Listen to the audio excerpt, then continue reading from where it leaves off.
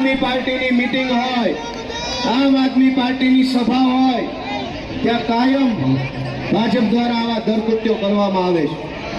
આજે શું થયું?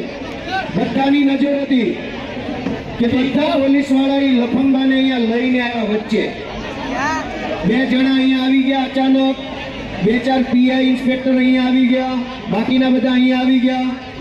પોલીસ પોતે આ લફંગાને લઈને આવી, પોતાની ગાડીમાં લઈને આવ્યા, અહીંયા બેસાડ્યો. મારી નજરમાં હતું પણ મને કઈ એવું લાગ્યું નહીં કે કંઈક અજુગતું હશે. મને એમ હતું કે ઉલટાનું કંઈક રોકવા આવ્યા છે.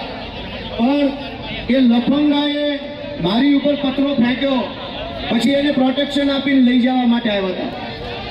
દોસ્તો તમે જુઓ કે પોલીસ પાસે આ ભાજપ વાળા શું ધંધા કરાવે છે. પોલીસનું કામ તો લોકોની રક્ષા કરવાનું હોય, એના બદલે ગોપાલ ઇટાલિયા ઉપર પથરો ફેંકનારાને પોલીસ પોતાની ગાડીમાં પ્રોટેક્શનમાં લઈને અહીંયા આવ્યા, અને જેવો પથરો ફેંક્યો તરત લઈ જવા માટે દોડીને એસ્કોર્ટ કરી લીધો. એ એટલા માટે આવ્યા હતા કે લફંગો પબ્લિકના હાથમાં ન આવી જાય.